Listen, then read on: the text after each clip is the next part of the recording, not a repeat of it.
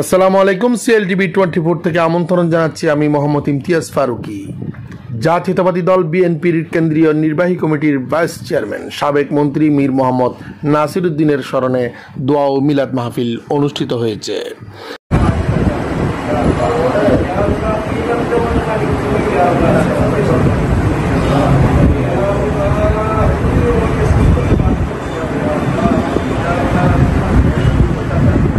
Barrister Mir Mohammad Helal উদ্দিনের পিতা বাংলাদেশ জাতীয়তাবাদী দল বিএনপির কেন্দ্রীয় নির্বাহী কমিটির ভাইস চেয়ারম্যান সাবেক মন্ত্রী মীর মোহাম্মদ নাসিরউদ্দিনের রোগমুক্ত কামনায় চট্টগ্রাম মহানগর চকবাজার 16 নং ওয়ার্ড ছাত্রদল নেতা মাসুদ রানার উদ্যোগে দোয়া ও মিলাদ মাহফিল, কোরআন তেলাওয়াত, এতিমদের তাবরক বিতরণের মধ্য দিয়ে গাজী শাহ লেন জামে মসজিদে দোয়া ও মিলাদ মাহফিল সম্পন্ন হয়েছে।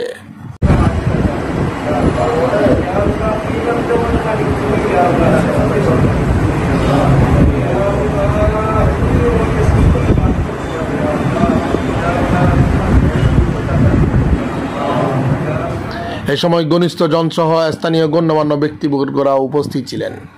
মীর মোহাম্মদ নাসিরউদ্দিন একজন বর্ষিয়ান রাজনীতিবিদ, দলের জন্য নিবেদিত প্রাণ, সাবেক প্রধানমন্ত্রী বেগম খালেদা জিয়ার আস্থাভাজন। মীর মোহাম্মদ নাসিরউদ্দিন সর্বোপরি একজন ভালো মানুষ। তিনি যেখানে হাত দিয়েছেন সেখানেই সফল হয়েছেন। উপস্থিত বক্তারা এসব কথা তুলে ধরেন।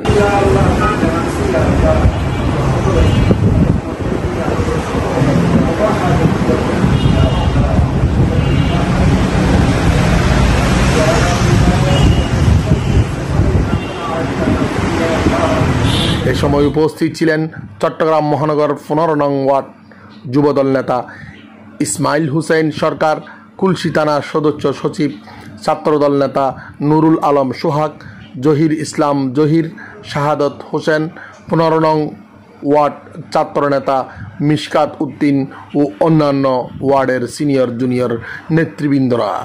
পরে গাজী শাহ লেন জামে মসজিদের পেশ ইমাম মৌলানা মোহাম্মদ রশিদের দোয়া ও মুনাজাতের মধ্য দিয়ে অনুষ্ঠান সম্পূর্ণ হয়।